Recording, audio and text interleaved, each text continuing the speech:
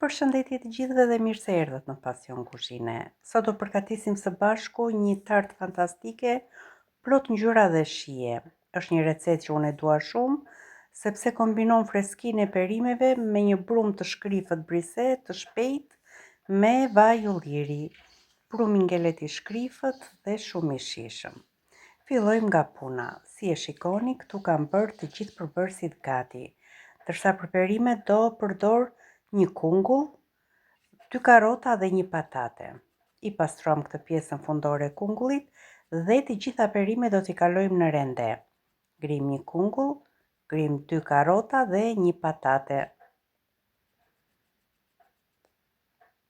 Mund t'i grini fare mirë edhe në grirës perimesh. I shtojmë diku tek gjysmë luke të çajit me krip, i bëjmë një përzierje të mirë dhe i lëm të pushojnë që perimeve t'ju dalin lëngu. Sa të përgatisim në përbërësit e tjerë, perimeve u ka dalë lëngu. Fillojmë të përgatisim brumin brise. Kam bërë gati përbërësit, kam 80 ml vaj ulliri, nëse dëshironi edhe vaj gjelle, diku te 100 ml me ujë, shtojmë pak sodë buke, pak krip, dhe pak nga pak të fillojmë të shtojmë mielin. Këto janë përbërësit e këtij brumi që del tepër i shkrifët dhe është perfekt për çdo lloj tarte. Natyrisht për tartat e kripura. Del një brum i butë, punohet shumë shpejt. E hapim një petë. E hapim me një letër kuzhine që ta vendosim më me lehtësi në tavë.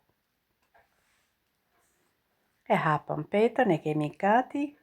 Në një tavë perimetri 25 cm është i kësaj tave alumini, e lyejmë me pak vaj, e pudrosim me pak miell dhe vendosim brumin e përgatitur. Nuk ka nevojë që t'jetë bërë fikës, pasi mund ta rregullojmë edhe më pas me duar. E nivelojmë, mund t'i presim anët dhe t'ia vëmë sponde, është një brum që ngjitet. Nuk është problem. Edhe brumin tashmë e kemi gati, 3 hapa ka kjo recetë. Përgatitjen e perimeve, përgatitjen e brumit dhe përgatitjen e salcës. Shtuam në tas një vezë, pak vaj ulliri, edhe pak krip,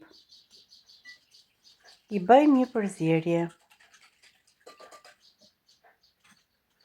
I grim pak arë muskat, i shkon shumë kësaj recete ara muskat.